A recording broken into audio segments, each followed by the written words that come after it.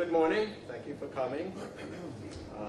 As you heard, I'm affiliated with Yale University Schools of Medicine, and we got very excited when Christina approached us as far as how can you help us identify and assist in keeping seafarers healthier. And it's a great object to do. In fact, we've had lots of experience doing it, not with seafarers, but with land-based manufacturing operations. For one, Alcoa Corporation, a fairly large corporation, makes aluminum. And we have spent probably a little more than a decade now studying that workforce with its ultimate goal to identify the root causes of illness and injury within that workforce. That type of expertise, we thought, could be applied directly to the seafaring business, and that's our goal. Because, as you know, everyone here, repatriation's not very good. They're not good for the seafarer that gets hurt or ill. We all don't want that. And they're not good for the pocketbook of the ship owners. So it's a win-win if we can reduce this.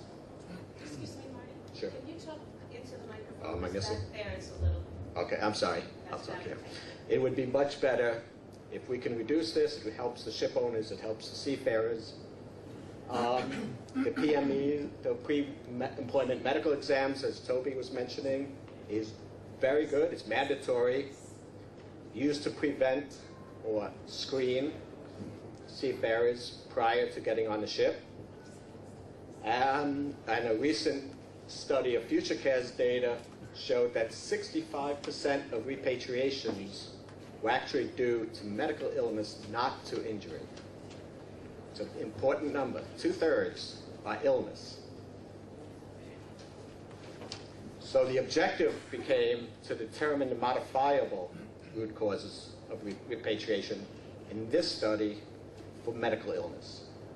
We left off the injuries at this point. We're just focusing on the medical illness. And as you heard, Toby has done these great studies. They really are great, groundbreaking, on repatriations and who are repatriated. What are the diseases associated with repatriation? And that's good, but from a mathematical point of view, what we're looking at there is the numerator. We're just looking at the people that got repatriated. We're not looking at all the other people on board that did not get repatriated. And they may not be the same makeup. So we know who's coming on board. We have the pre-medical exams. We know an awful lot about them. And what we need to do, I believe, is to try and understand, take that data, it's already being collected, try to crunch it, figure out what in it gives us some insight into who it is that will now maybe be repatriated or is more likely to be repatriated. And if we can do that, we can learn even more, and we can prevent more. So we had a study population that was provided, it's Filipino data as well. Basically, from the pre-employment medical exams, we have gender, civil status, whether they smoke, a bunch of information about the seafarer. And this study population that we used in this study was 16,000 people to begin. And the 16,000 were ones that had every bit of data that we wanted to look at. And we'll go through that list in a quick second. So that there was no missing data. Now that in statistics and epidemiology, the study of groups of people and disease, we usually deal with missing data, and we'll come back to that. But we have this perfect population of a fairly high number of 16,000 people. And we find that basically your population, not surprisingly, is male. A little more are not married than are married. A ton of them smoke, about 3/4, and so on. And the BMI is important. The BMI, you have about 10% that are obese, about 45% that are overweight, and about 45 or 40% that are of normal weight. I want to compare this to Alcoa's corporation and to many other organizations we've looked at in the United States. You're not a United States force per se. The United States, typically, what you would see for BMI numbers is obesity, 40%. So what's the nationality? Filipino. 40% would be obese, another 40% overweight, and about 20% of normal weight. So from looking at an employee characteristic and just focusing on BMI, these guys look great.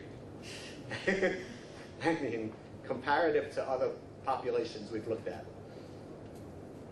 Again, as Toby had mentioned, hypertension and diabetes are quite low. So the variables of interest in this first study were things such as the age and gender and the civil status of the seafarer, the body mass, as we mentioned, and smoking status. We looked at some blood measures of cholesterol, both low and high, the good and bad, triglycerides, whether or not they had chronic disease diagnosed, not self-reported, but diagnosed. We looked at a measure of the pancreas function by looking at fasting blood sugar, so diabetes. We looked at kidney function as far as a creatinine level and a bun level, which are just measures of how well your kidney is working, and liver function as well through a couple measures of that. So we tried to take different portions of the body systems and see, can we, from the pre-medical examination data, and granted, if you're getting on the ship, you're doing well, you're passing the PMEs, is there still something more we can learn from that data? It's important to mention that all these were within the normal. Yes, because these people were all cleared. The data I'm looking at are all people that were cleared to get on the ship.